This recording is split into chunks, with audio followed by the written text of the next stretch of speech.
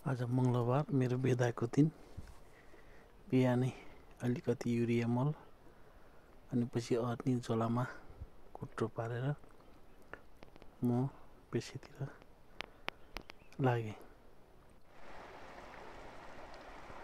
पेशी पुगेपछि वारीबाट हरियो भएको गाउँ मेरो क्यामेरामा कैद गरे। एकैछिन मेरो क्यामेरा वरिपरि घुमाए खेतको। साह्रै रमाइलो लाग्यो।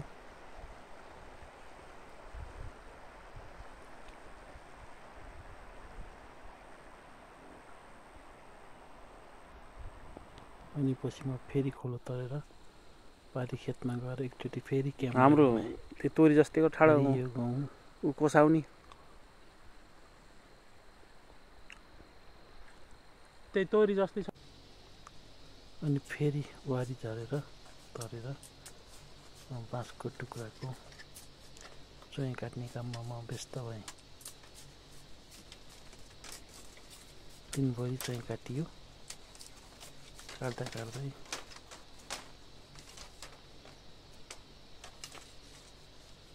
समय बितेको पत्तै भएन।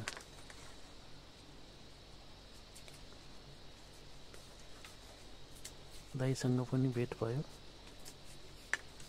दाइले उता ताप्केमा मासु पर्दै फुटेर पत पकाउँदै हुनुहुन्छ।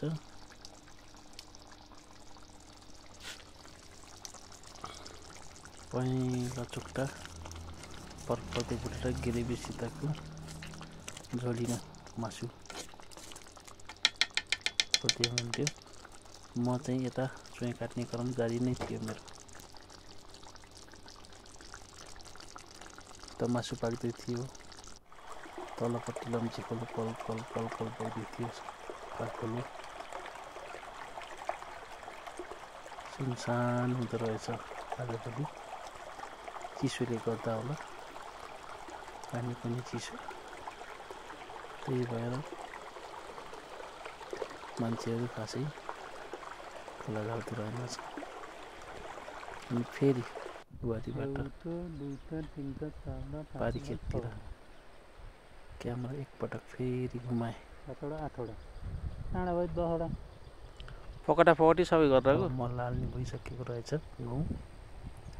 अनि त्यत्तिकैमा मासु तयार भयो। दाइले रोटी सेक्न लाग्नुभयो उल्टै गर्दै। अनि दाल पनि तताउनु भयो।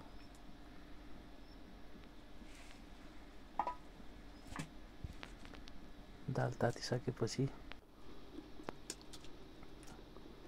अघि ग्रेभीसित पाकेको मासु कटोरामा राख्नुभयो।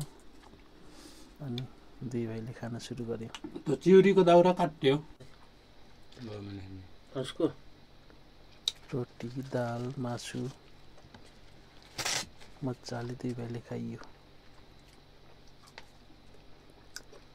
अनि खाएपछि करिब 4 बजेतिर दुई भाइ उकालो लाग्यो।